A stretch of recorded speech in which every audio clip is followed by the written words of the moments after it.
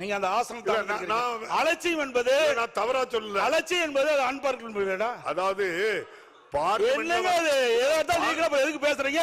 சட்டசபையில் எதிர்க்கட்சித் தலைவர் எடப்பாடி பழனிசாமி கருத்திற்கு முதல்வர் எதிர்ப்பு தெரிவித்ததால் அவரது பேச்சை அவை குறிப்பிலிருந்து நீக்கிய சபாநாயகர் செயலால் அதிமுகவினர் கொதிப்படைந்துள்ளனர். இல்ல சுரங்கத்தை வேதாந்தா பக்கமோ நீங்களும் சேர்ந்துக்கிட்டா ஆதரிச்சுக்கோங்க. மாண்புமிகு எதிர்க்கட்சி தலைவர் அவர்கள், மாண்புமிகு பேரவைத் தலைவர்களே, இதுவரை அலட்சியமா இருந்துவிட்டு இப்படி பதில் சொல்வது சரியல்ல. ஏனென்றால் ஒரு அரசாங்கம் அவ்வப்போது விழித்துக் கொண்டு மக்களுக்கு பிரச்சனை ஏற்படும் தீர்த்து வைக்கணும். அலட்சியமாக இருந்தது சொல்றாரு. எந்த விதத்திலும் இந்த திமுக ஆட்சி அலட்சியமா இருந்தது இல்ல. பொது மக்களுடைய பிரச்சனை பொறுத்தவரை நாங்கள் இது வரைக்கும் அலட்சியமா இருந்தது கிடையாது.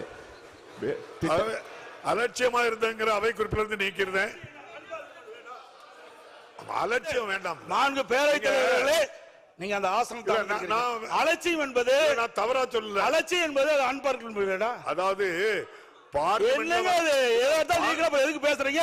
எதுக்கு தீர்மானங்களை எல்லாம் பேச விட்டுட்டு எதிர்கட்சி என்ற பிரதான எதிர்கட்சி என்ற முறையில் அரசு சரியான முறையில் நடவடிக்கை எடுத்திருந்தா ஆரம்ப காலகட்டத்தில் தடுத்திருக்கலாம் சொல்றேன். அதுதான் இத்தனை வரைக்கும் பேசிட்டு இருக்கிறேன். வேற என்னது நாங்க சொல்றோம்? செய்திகளை உள்ளது உள்ளபடி தெரிந்து கொள்ள ரெஃப்ளெக்ட் நியூஸை சப்ஸ்கிரைப் பண்ணுங்க.